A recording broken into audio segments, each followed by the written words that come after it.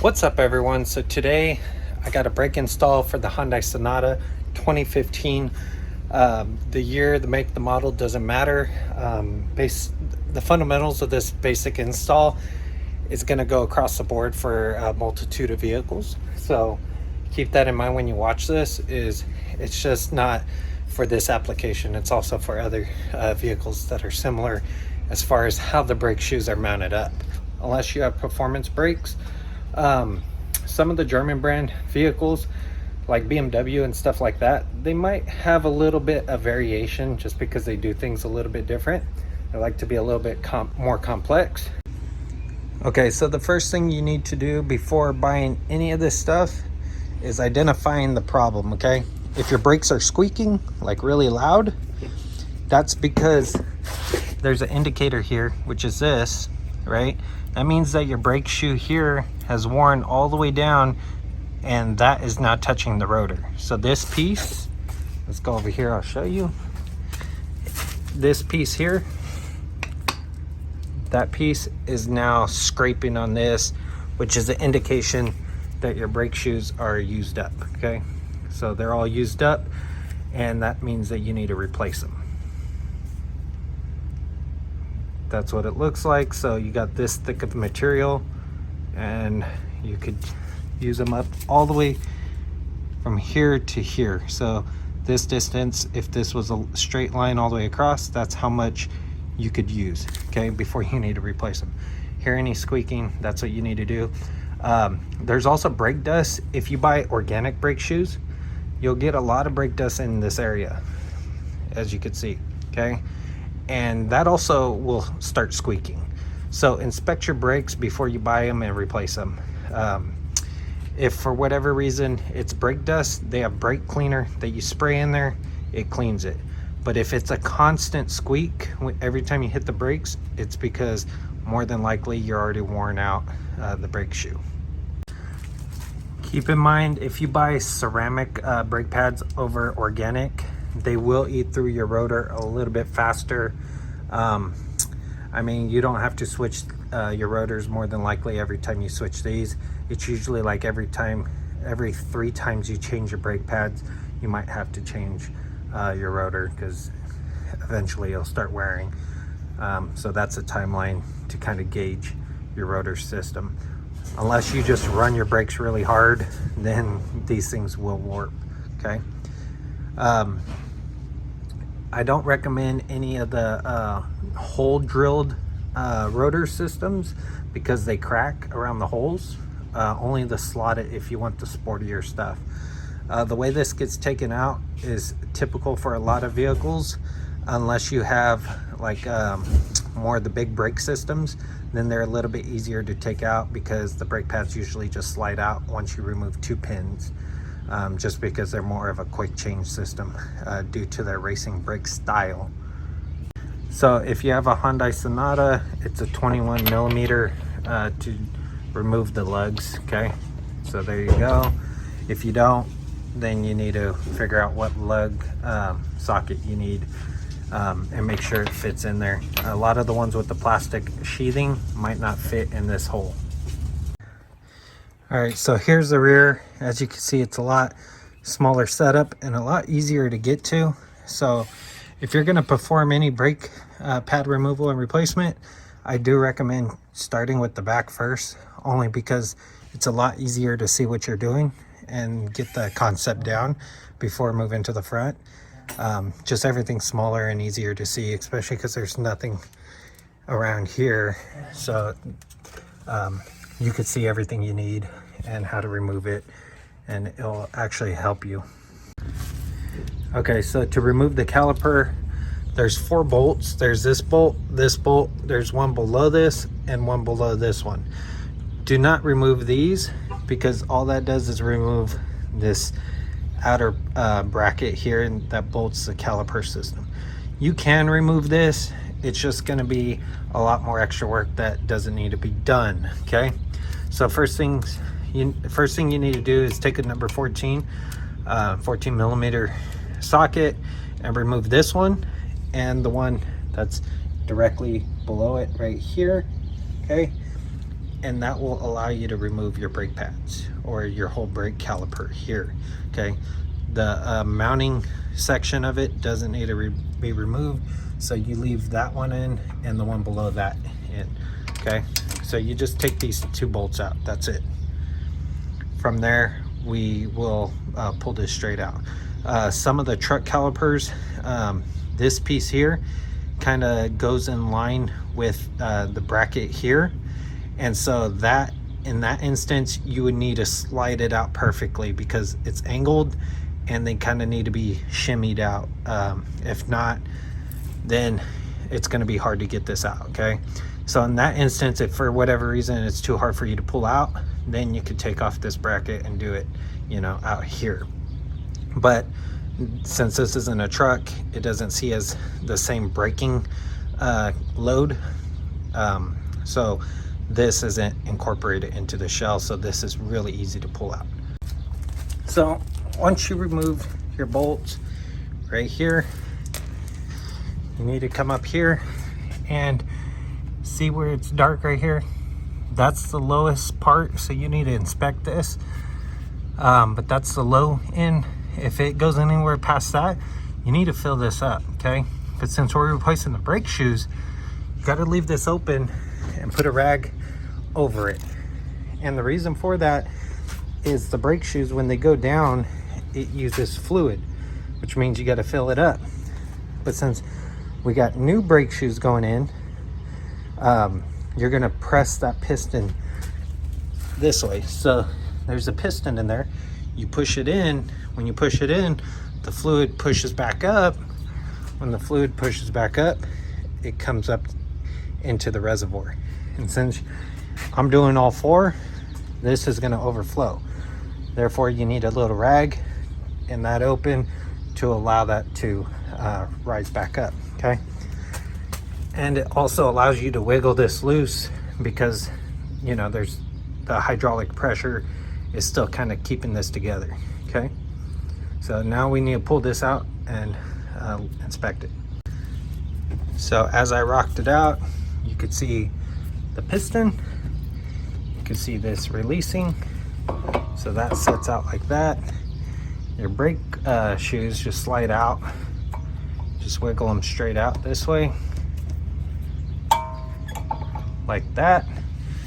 And these little retaining clips here, once you get this back one off like such, these retaining clips will pop out like so. Remember the orientation they go in because they give you new ones, and your brake shoe will ride in between that groove.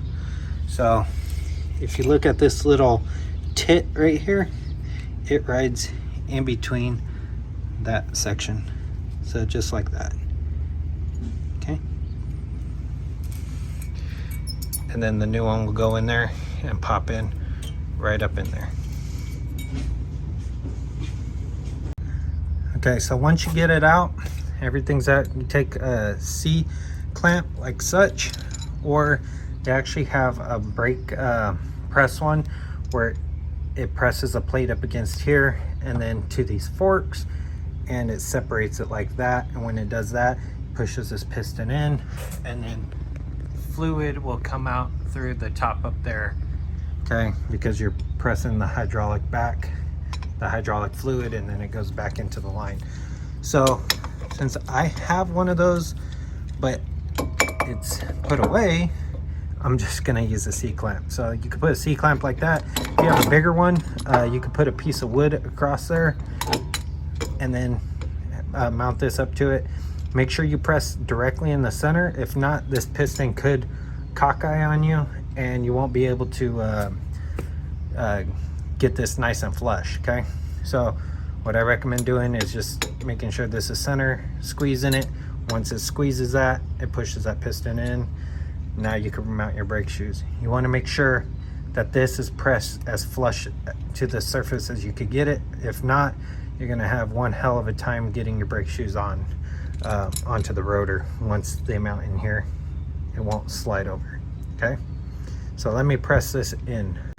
So any extra lubrication or seat material that you use to seat the brake pads onto your piston.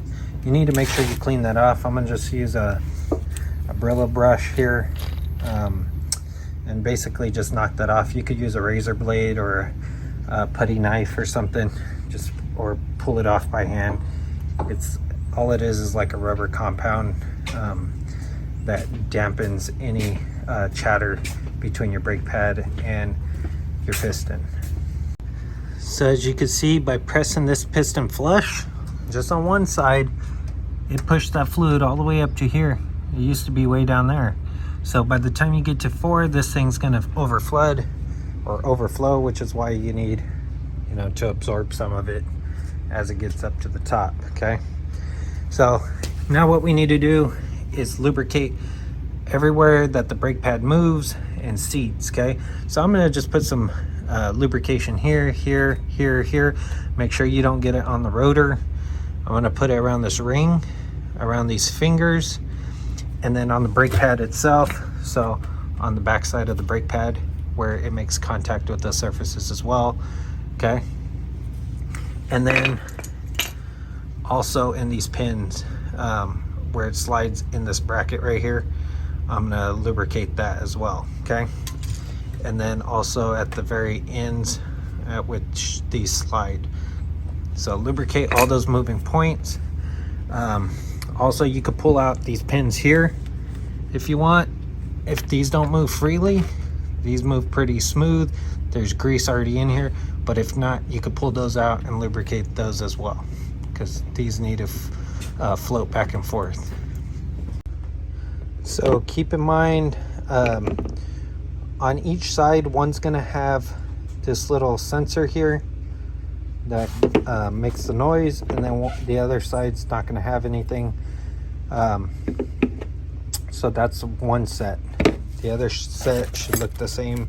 Should have one with the little sensor and then one without it. Okay, so do not pair up 2 sensors on one side.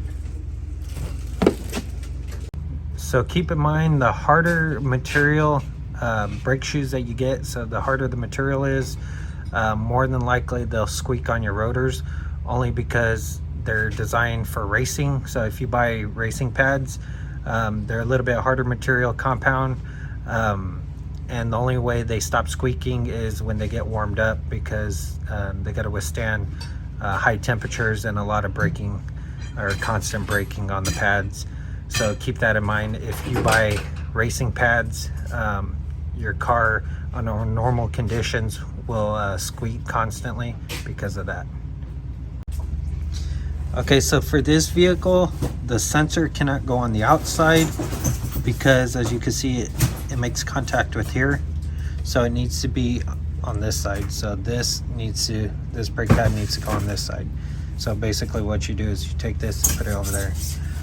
But as you can see, all these plates here, I lubricated them. All this mechanism here, all there. So I just lubricated everything. This is gonna need more lube, just so it makes contact with that and everything is good. But these are spring still. So when you place your brake pad in, it needs to be pushed in, and then this needs to be pushed up so this could slide in. That keeps your brake locked in, okay? But this one needs to go over here like such. So this little tab will be on top on this back side, just because this is in the way. Larger vehicles, that might not be the issue, so it can go on this side if this isn't in the way. Okay, so one thing you need to keep in mind when installing this one with the little finger is when this goes in like that, this needs to go in between there like that, okay? It's a little hard to do, only because this is real sharp, these corners, and since this one had to be mounted from the back side, it's really hard to see back there. So you need to make sure it actually gets in between the spring steel on this side, so that way it could ride in here, okay? If you get this spring steel and cockeye it also with your brake, it's not going to allow it to move back and forth nicely. So you need to make sure that that gets in there. Okay, so it should look like this when you're done.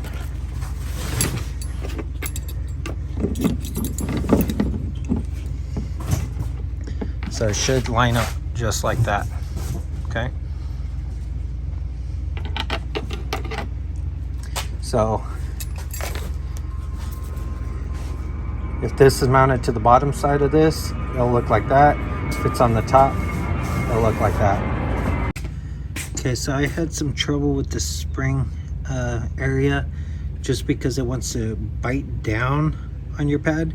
So what I did was I used a little screwdriver, put it down there to push down on the spring still, slid it in, did the same with the top, kind of finessed it in. The thinner the screwdriver, the easier it is to get your pad in.